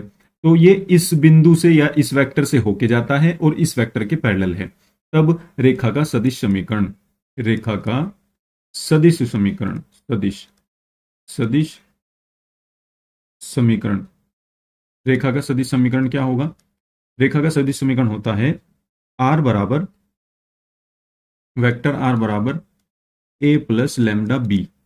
यहां पे ए वेक्टर वो होता है जिससे ये होके जाता है, ये लाइन, ये रेखा होके जाती है, और बी के ये पैरेलल है, ठीक है ना, बी के समांतर है, तो ये वाला जो बना ना ये इसके समांतर है और इससे होके जाती है, बस ए और बी की वैल्यू यहां पे रख दो आप, आर वेक्टर बराबर ये आ जाएगा 5i cap minus 4j cap plus 6k cap plus lambda, ये तो हो गया आपका ए, प्लस लैम्डा, बी वेक्टर यहां पे लिख दो 3i प्लस के 7j प्लस के 2k। ठीक है ना, ये आपकी समीकरण सदिश समीकरण आ जाएगी। ठीक है, यही आपका क्या हो जाएगा, आंसर हो जाएगा। उम्मीद करता हूं आप ये क्वेश्चन समझ गए होंगे। वो इसका उल्टा भी दे सकता है, वो आपको सदिश रूप दे दे और कार्य समीकरण पूछ ले, तो आपको इससे ये बना देनी है। ठीक है ना, ऐसे ही उल्टे करके यहां से ए वेक्टर निकालना है, यहां से बी वेक्टर निकालना, इससे ए बी सी का मान निकाल लेना, इससे एल एम एन के मान निकाल लेना, उठा करके इस वाले समीकरण में रख देना। ठीक है, समझ में आ गई बात आपकी? उम्मीद करता हूं आप समझ गए होंगे। चलिए आगे चलते हैं। देखिए, कह रहा है कि एक थैले में 4 सफेद और लाल 2 काली गेंदें हैं, है ना, और दूसरे थैले में 3 सफेद 5 काली गेंदें हैं। यदि प्रत्येक थैले से एक गेंद निकाली जाए तो दोनों गेंद काली होने की प्रायिकता ज्ञात करो। बहुत आसान क्वेश्चन है। देखिए,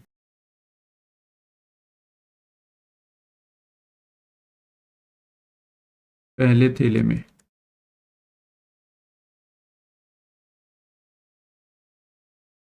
सफेद गेंद बराबर 4, काली गेंद बराबर 2, और कुल गेंद बराबर कितनी हो जाएंगी, 6। 4 और 2 6। ठीक है, इसी तरह दूसरे थैले में निकालो, लिख लो। दूसरे थैले में दूसरे थैले में ऐसे ही कितनी सफेद गेंदें सफेद गेंदें कितनी है, 3। काली गेंदें कितनी है, काली गेंदें हैं हमारे पास 5। तो कुल गेंदें कितनी हो जाएंगी, कुल गेंद हो जाएंगी आपके पास 3 + 5 बराबर 8। ठीक है ना, दोनों को जोड़ देंगे। तो अब वो कह रहा है कि प्रत्येक थैले में से एक गेंद निकालनी है और उस गेंद को काली होने की प्रायिकता बतानी है। तो देखो, पहले थैले से काली गेंद निकले, इसकी प्रायिकता, काली गेंद निकलने की प्रायिकता, मान लिया ये पी ए है, तो ये क्या हो जाएगी, काली गेंद कितनी है अपने फेवर में, कितनी काली गेंद है, 2 काली गेंद है, इनमें से कोई सी भी निकल जाए अपने फेवर में है ना, अनुकूल परिणाम है।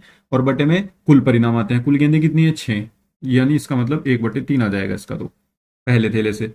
और अगर दूसरे थैले से हम काली गेंद निकालें, दूसरे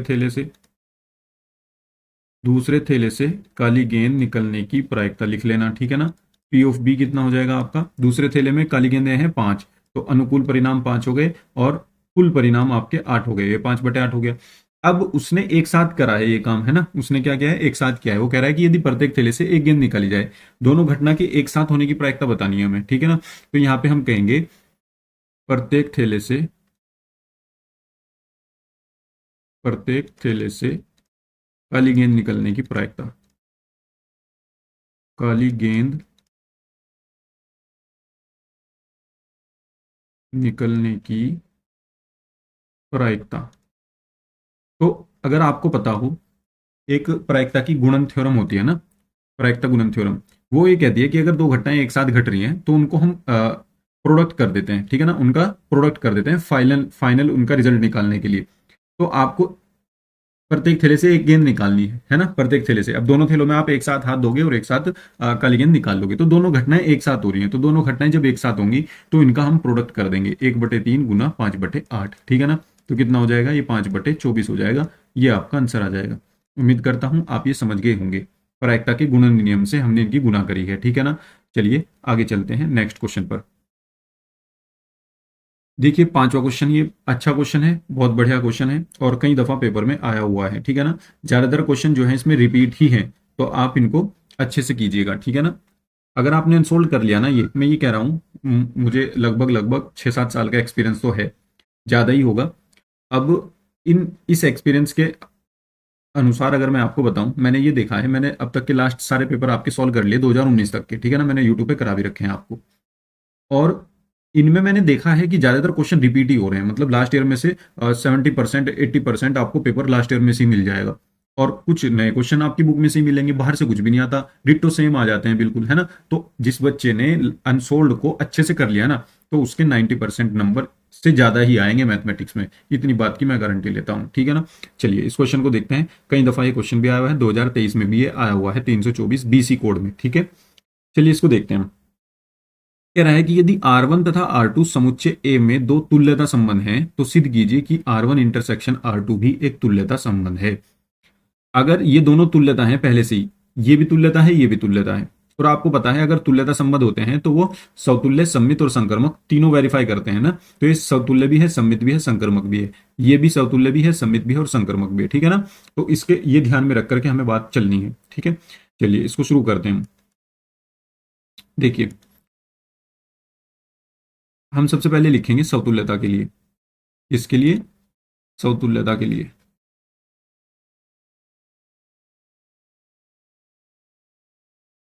समतुल्यता ही कह लो, बस समतुल्यता। समतुल्यता में हम ये बताएंगे इसको कि माना हमने एक पॉइंट उठाया, सिर्फ एक ही बिंदु उठाया, एक एलिमेंट उठाया x बिलोंगिंग टू ए में से उठा लिया वो, ठीक है। और वो इस प्रकार है, इस प्रकार है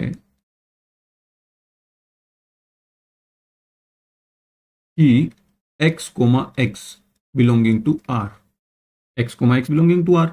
अब ये देखो, पहली बात तो देखो R1 तुल्यता संबंध है, R1 भी तुल्यता है, R2 भी तुल्यता है, इसका मतलब ये भी समतुल्य रहा होगा, ये भी समतुल्य रहा होगा। अब अगर वो मैं x a में से उठाता हूं तो ये x कोमा एक्स R1 में भी होगा तथा ये x कोमा एक्स R2 में भी होगा, बिल्कुल होगा, क्योंकि ये दोनों समतुल्य रह चुके हैं। अब ये देखो कि कोई एलिमेंट, ये एक एलिमेंट है ना, ये एलिमेंट R1 में भी है और ये एलिमेंट R2 में भी है। तो अगर ये दोनों में है तो ये इनके इंटरसेक्शन में भी होगा।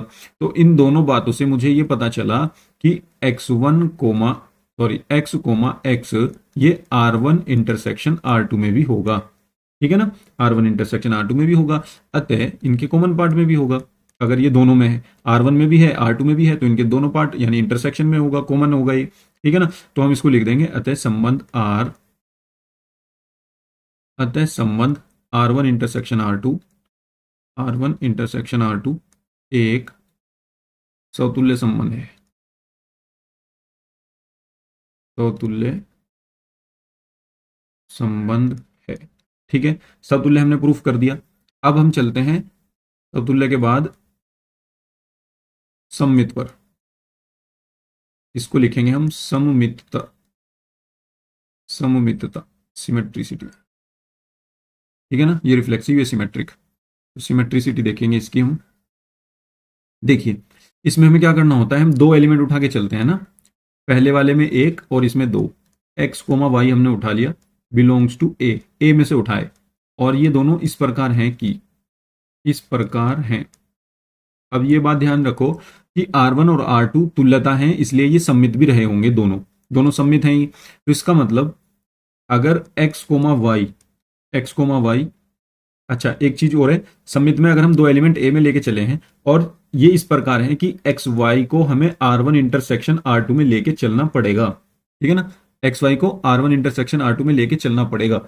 अब हमें इसका उल्टा दिखाना है, हमें इसका क्या करना है, इसका उल्टा दिखाना है। उल्टा ये दिखाना है कि y कोमा एक्स भी R1 इंटरसेक्शन R2 में है। तो अब देखो यहां से x y belonging to R1 intersection R2 हो गया।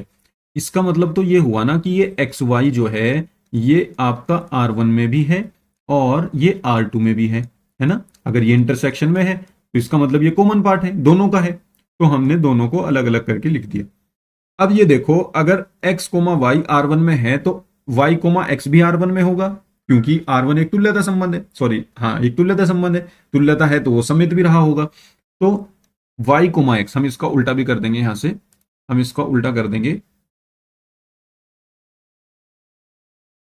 कि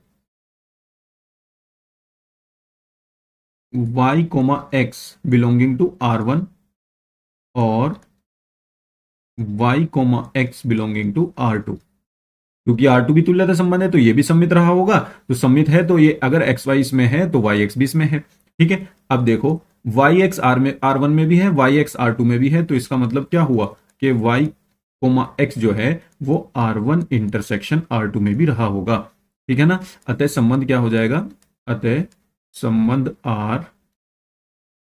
संबंध R1 इंटरसेक्शन R2 एक सममित संबंध है, भी है, एक सममित संबंध है। अब यह आपका सममित संबंध भी हो गया, ठीक है। अब आपको बस लास्ट दिखाना है ये कि ये एक संक्रमक संबंध भी है, ठीक है ना, ये हमें दिखाना है। चलिए अब लास्ट देख लेते हैं इसका थर्ड पार्ट, सम संक्रमकता। संक्रमकता, ठीक है ना, ट्रांजिटिविटी। इसमें हम क्या करते हैं, इसमें हम तीन एलिमेंट लेकर के चलते हैं बच्चों, है ना, तीन एलिमेंट एक्स वाई और जेड। तो हम इसमें तीन एलिमेंट लेके चलते हैं, ध्यान रखना, पहले में समतुल्य में हम एक एलिमेंट लेंगे, सममित में हम दो एलिमेंट लेंगे, संक्रमक में हम तीन एलिमेंट लेंगे, x comma y comma z. और ये कहां से लेंगे, हम ए से लेंगे। और ये इस प्रकार है कि इस प्रकार है इस प्रकार है कि ये इस प्रकार है कि ये एक्स कोमा वाई जो होगा ये R1 इंटरसेक्शन R2 में होगा, तथा इसके साथ साथ y कोमा जेड भी R1 इंटरसेक्शन R2 में होगा। संक्रमक की कंडीशन यही तो कहती है कि इन तीन एलिमेंट से, शुरू के दो से जो एलिमेंट बना वो भी R में होना चाहिए, रिलेशन में होना चाहिए, जो अगले दो से बना वो भी रिलेशन में होना चाहिए। अब ये वाला ये मिलेगा, अगर एक्स जेड भी इसमें मिल गया तो ये संक्रमक हो जाएगा। तो एक्स जेड हमें ढूंढना है, ठीक है। अब देखिए इनसे हम क्या बनाते हैं,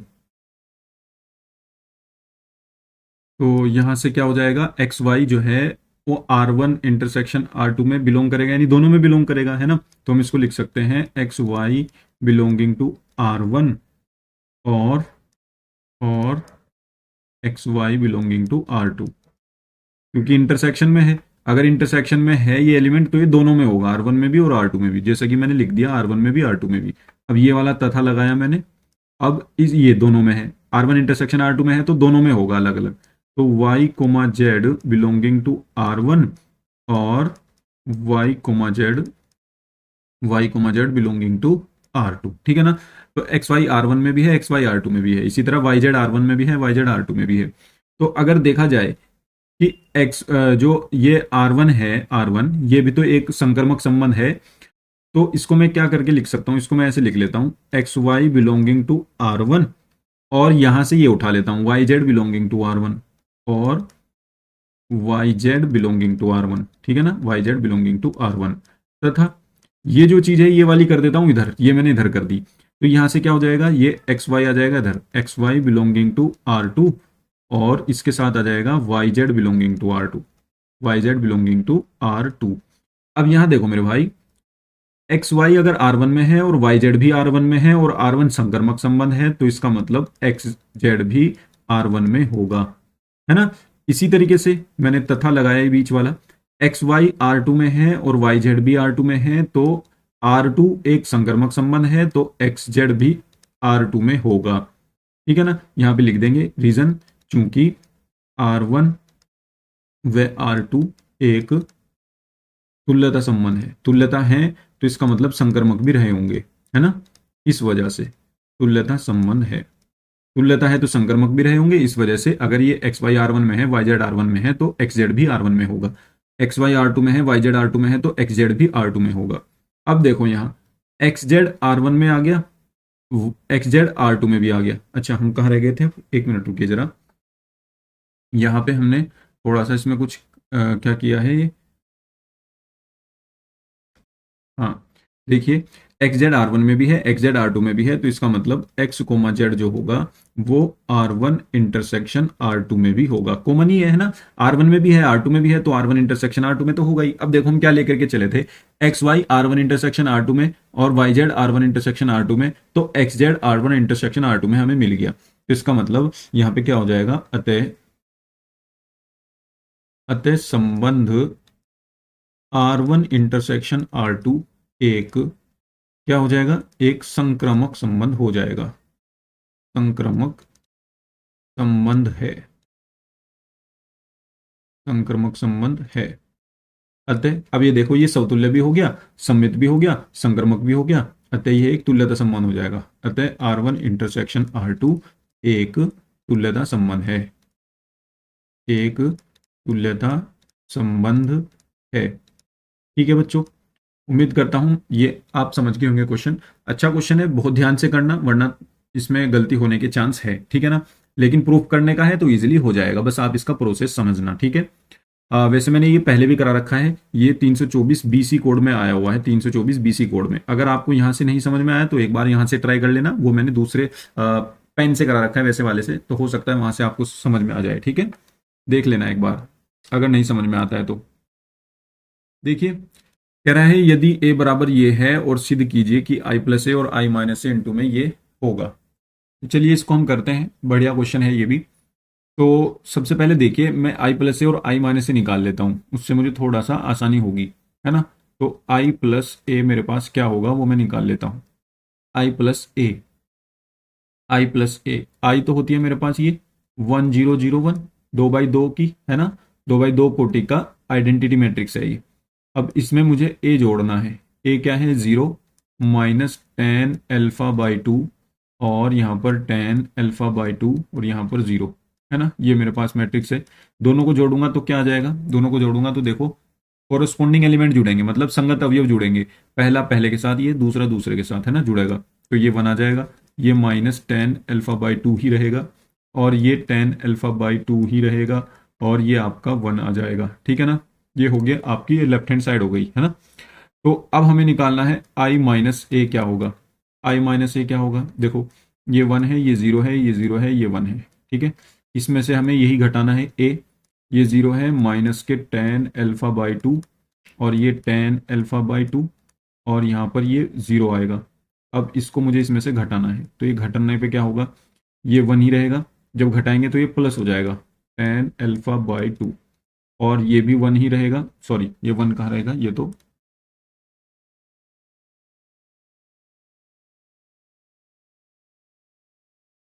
ये तो आपका माइनस टेन एल्फा बाई 2 हो जाएगा, माइनस टेन एल्फा बाई 2 और ये हो जाएगा आपका 0, सॉरी 1 माइनस 0 1 हो जाएगा आपका। ये आ गया आई माइनस ए।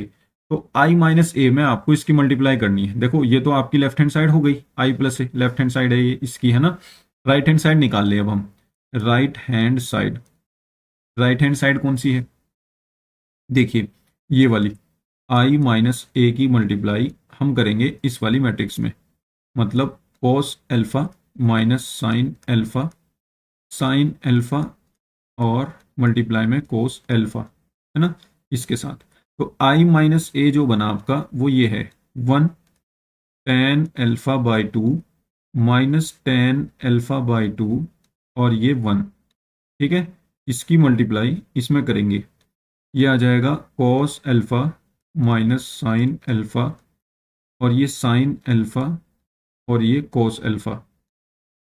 ठीक है, इसमें करेंगे तो यहां से क्या आ जाएगा, देखिए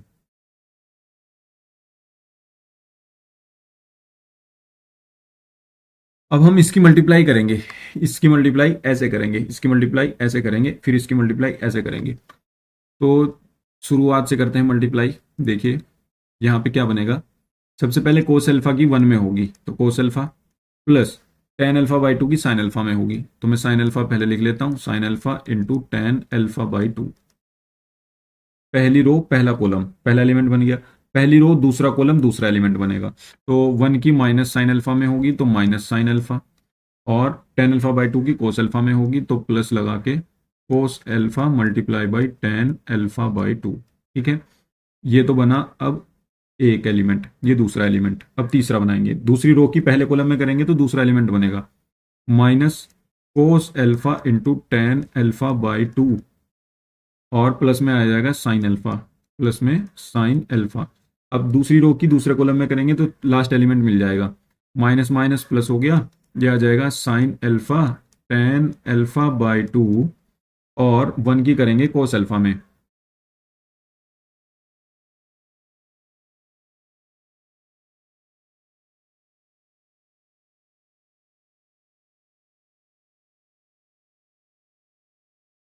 इस 1 की करेंगे कोस अल्फा में तो ये हो जाएगा प्लस में कोस अल्फा।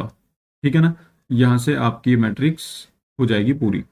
अब देखो इसको सॉल्व करते हैं, थोड़ा सा और सही करते हैं इसको। इसको लिख लेते हैं साइन अपॉन कोस, है ना।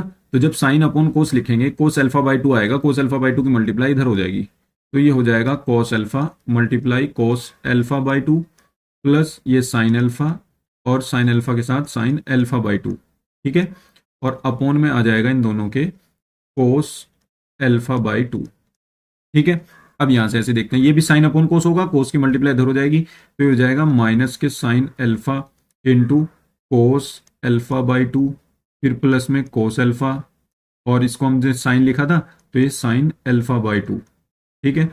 और अपॉन में इसके क्या आ जाएगा, इसके भी अपॉन में कोस अल्फा बाई टू आ जाएगा।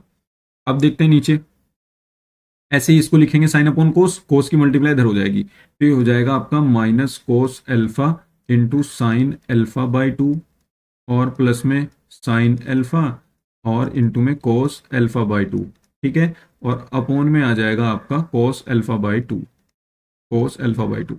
ऐसे ही यहाँ पे साइन अपॉन कोस में कोस की मल्टीप्लाई इधर कर देंगे, तो ये हो जाएगा आपका sine alpha by two plus cos alpha into cos alpha by two, और अपॉन में आपके आ जाएगा ये कोस अल्फा बाई टू। समझ में आ रहा है ना आपके सब, यहाँ से आपका ये मैट्रिक्स पूरी बंद हो जाएगी, ठीक है ना। अब देखिए, सबके अपॉन में कोस अल्फा बाई टू है ना,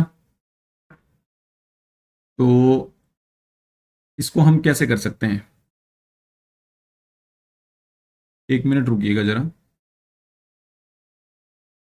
देखिए, अब हमारे पास ये क्या हो जाएगा, कोस ए कोस बी प्लस साइन ए साइन बी, तो कोस ए कोस बी प्लस साइन ए साइन बी फॉर्मूला किसका होता है, कोस ए माइनस बी का, कोस ए माइनस बी लगा देंगे इसमें, alpha minus alpha by to, ठीक है। और अपॉन में वही रहेगा जो था, ठीक है ना, अपॉन में क्या था, कोस अल्फा बाई टू।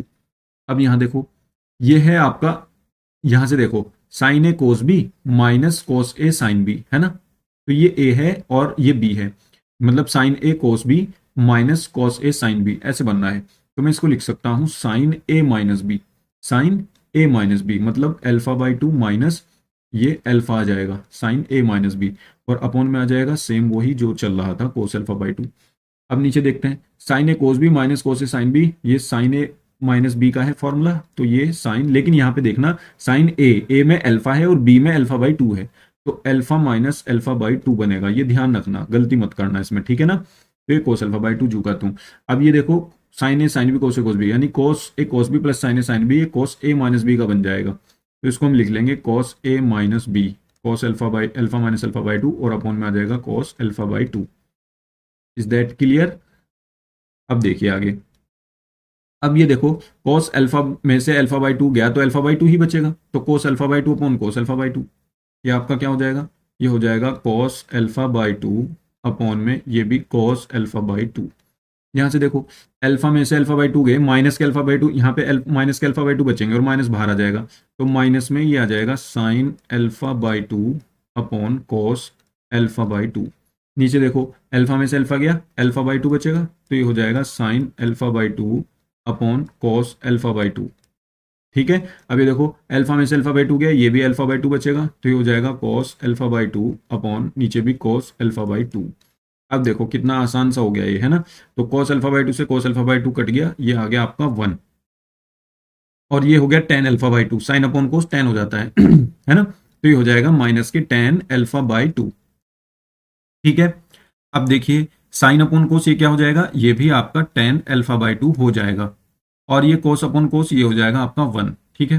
तो आपका ये देखिए, जो आपकी राइट हैंड साइड आ रही थी आई प्लस ए की, देखिए यही तो बनना था ना, और वही ये लेफ्ट हैंड साइड बननी है आपकी, जो हम लेफ्ट हैंड साइड ये लेके चले, तो ये वाली तो है आपकी यहाँ पे राइट हैंड साइड, कहाँ तक है, ये सिर्फ यहाँ तक है। फिर ये हमने अलग से सॉल्व किया था आई माइनस ए को, क्योंकि हमें इसकी जरूरत थी, और फिर हमने राइट हैंड साइड उठाई इसकी, राइट हैंड साइड जब उठा करके लेके चले ये भी यही आई, तो यहाँ पे हम लिख देंगे इसको right hand side equal to left hand side, तो ये आपका यहाँ पे प्रूफ हो जाएगा क्वेश्चन, ठीक है ना, दोनों बराबर आ रही हैं, और ये हमने प्रूफ कर दिया, ठीक है ना, कि ये बराबर हैं दोनों। उम्मीद करता हूं ये क्वेश्चन भी आप समझ गए होंगे, थोड़ा सा लेंथी सा क्वेश्चन है लेकिन ठीक है, हो जाएगा, है ना, इजी है। आगे चलते हैं नेक्स्ट क्वेश्चन पर। देखिए, कह रहा है कि tan inverse sine x upon one plus cos x का एक्स के सापेक्ष अवकलन करो। अब कुछ बच्चे होंगे यहाँ पर टेन इनवर्स का डायरेक्ट फॉर्मूला लगा देंगे, है ना, मैं मना नहीं करता कि उससे नहीं होगा, हो जाएगा उससे भी, लेकिन उससे थोड़ा सा ये लंबा पड़ेगा और बड़े बड़े से इसमें स्टेप बनेंगे, तो उससे बचने के लिए हम क्या करते हैं, इसको पहले थोड़ा सा सॉल्व कर लेते हैं ना, तो हम इसको पहले थोड़ा सा सॉल्व कर लेते हैं। Tan inverse sine x upon one plus cos x को हम पहले थोड़ा सा सॉल्व कर लेते हैं, है ना। इसका हमें क्या करना है, डी बाई डी एक्स करना है। अभी डी बाई डी एक्स नहीं कर रहे हम, ठीक है, अभी नहीं कर रहे, या मैं हटा ही देता हूं इसको, बाद में कर लेंगे, अभी सिर्फ इसको हम सॉल्व कर रहे हैं। क्या कर रहे हैं, अभी इसको हम सॉल्व कर रहे हैं, है ना। तो यहां से ये आ जाएगा आपका,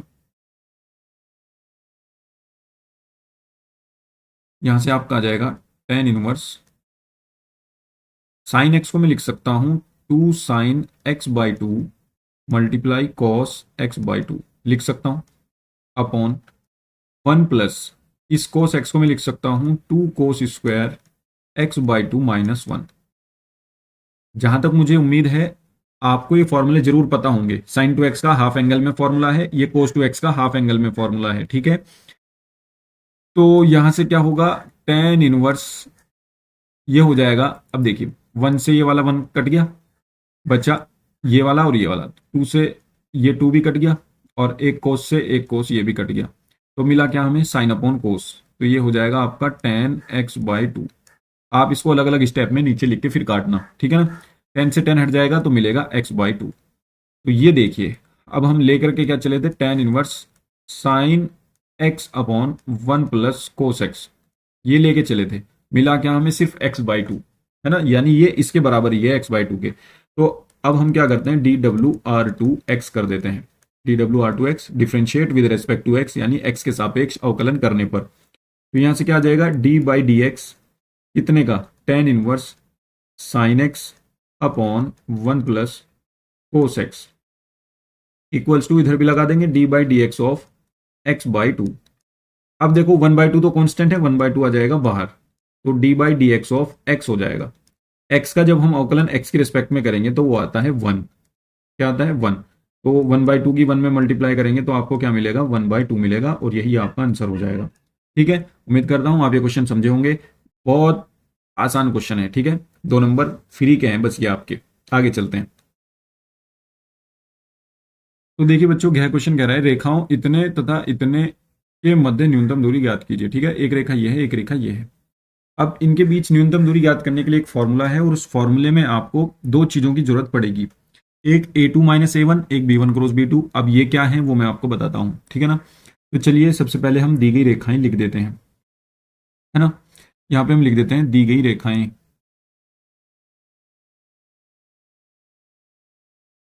दी गई रेखाएं। पहली, वेक्टर r बराबर आई कैप जे कैप, यहाँ के नहीं है, है ना, plus lambda into 2i cap minus J cap plus K cap, तथा वेक्टर r बराबर 2i cap plus J cap minus K cap plus mu 3i cap plus J cap plus 2k cap. ये है ना दी गई रेखाएं, दो रेखाएं हैं आपको ये दे रखी हैं, दो रेखाएं, और इनके बीच में हमें न्यूनतम दूरी निकालनी है। अब इनकी तुलना हम क्या करेंगे, इसको हम मान लेते हैं 1, इसको मान लेते हैं हम 2, दी गई रेखा है ना। तो रेखा 1 व 2 की तुलना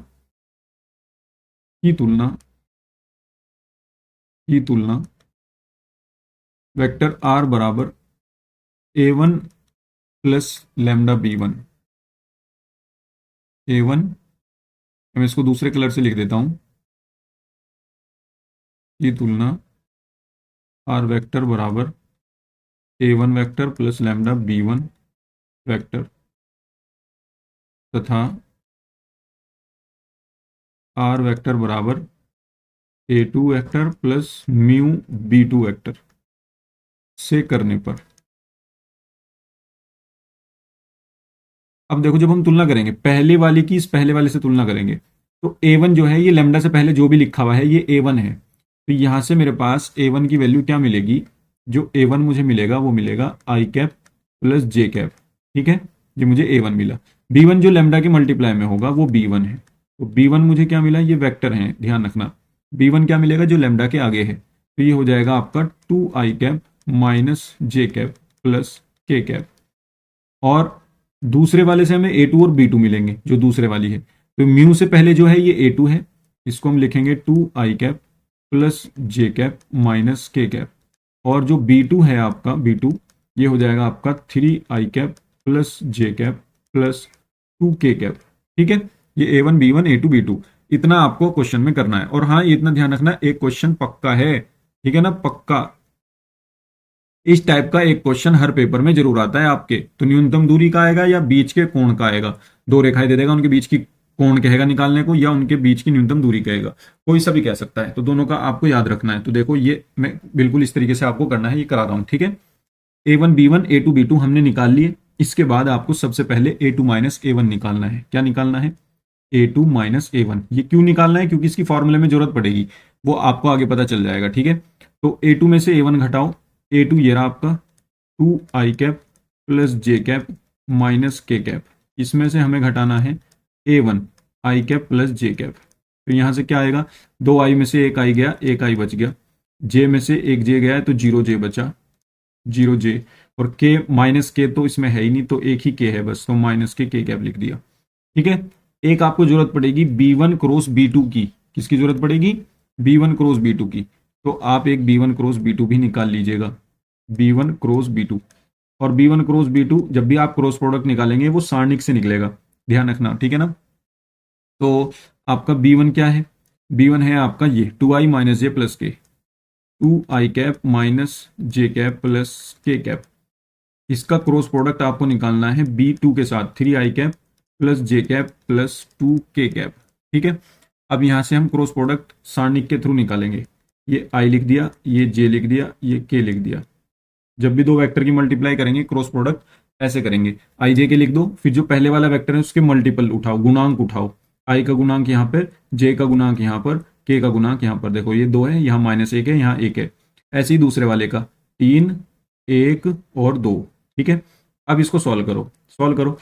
पहली रो के सापेक्ष इसका प्रसार कर दो, तो आई कैप इंटू क्या आ जाएगा? इसकी रो, इसका कॉलम और रो को छोड़ दो, इनको सॉल्व करो। इसकी गुना यहाँ माइनस, इसकी गुना यहाँ -2 -1 -3, फिर माइनस जे लगाओ बीच वाला, ये वाला। इसकी रो कॉलम छोड़ दो, 2 दूनी 4 -3 1 आ जाएगा। फिर प्लस के कैप लगाओ और इसकी रो कॉलम छोड़ दो, 2 एकम 2 माइनस माइनस प्लस 3, तो 2 + 3 5 आ जाएगा। तो यहाँ से आपको जो मिला वो मिला -3i कैप माइनस के जे कैप और प्लस के 5k कैप। ये आपको क्या मिला? ये आपको मिल गया B1 क्रॉस B2। ये मिल गया आपको B1 क्रॉस B2, ठीक है। आपको इसके परिमाण की भी जरूरत पड़ेगी। इसकी जरूरत पड़ेगी परिमाण की, तो परिमाण भी निकाल लेते हैं अभी, ठीक है ना। तो परिमाण हम निकाल लेते हैं इसका अभी, यानी B1 क्रॉस B2 का जो परिमाण है वो निकाल लेते हैं। वो क्या आएगा? यानी इसका -3i कैप प्लस प्लस नहीं है, माइनस है, 3i cap minus J cap और प्लस में 5k कैप। इसका परिमाण आपके पास क्या आएगा? अंडर रूट जो i के मल्टीपल में उसका स्क्वायर, फिर j के मल्टीपल का स्क्वायर, फिर k के मल्टीपल का स्क्वायर, ठीक है। तो ये कितना आ जाएगा? ये आ जाएगा अंडर रूट 3 3 9, 1 एकम 1, 5 5 25, तो 9 और 1 10, 25 और 1 35 हो जाएंगे ना, 35, अंडर रूट 35। तो B1 क्रॉस जो B2 का मान आ गया वो √35 आ गया। अब दोनों रेखाओं के बीच की मध्य दूरी निकालेंगे हम। दोनों रेखाओं के मध्य दूरी, दोनों रेखाओं के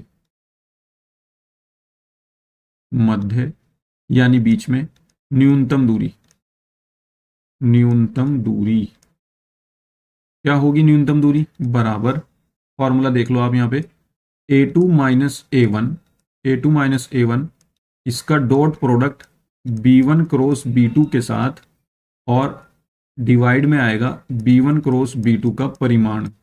और चूंकि ये दूरी है ऋणात्मक नहीं हो सकती, इस वजह से पूरे का मोड लेना है, ठीक है। तो A2 माइनस A1 वेक्टर लिखो, क्या है? ये रहा i cap plus 0j cap minus k cap. फिर इसका dot product B1 cross B2 के साथ करो, वो क्या आएगा? -3i cap minus J cap और प्लस 5k कैप। और अपॉन में इसका परिमाण लिखो, परिमाण तो हमने निकाल दिया है अंडर रूट 35। तो यहां से जो निकलेगा गुना करेंगे, i डॉट i 1 हो जाएगा, j डॉट j 1 हो जाएगा, k डॉट k 1 हो जाएगा, ठीक है। बाकी और कोई मल्टीप्लाई नहीं करनी। i के i में करेंगे तो ये -3 आएगा, तो -3 आया, फिर प्लस 0 आ गया, फिर -5 आ गया, और ये हो जाएगा यहाँ पे मोड है ना ऐसे, और यहाँ पे आ जाएगा अंडर रूट 35। तो ये कितना हो जाएगा? इसमें भी मोड है, तो ये आपका हो जाएगा माइनस के 8, 5 और 3 8 बटे √35।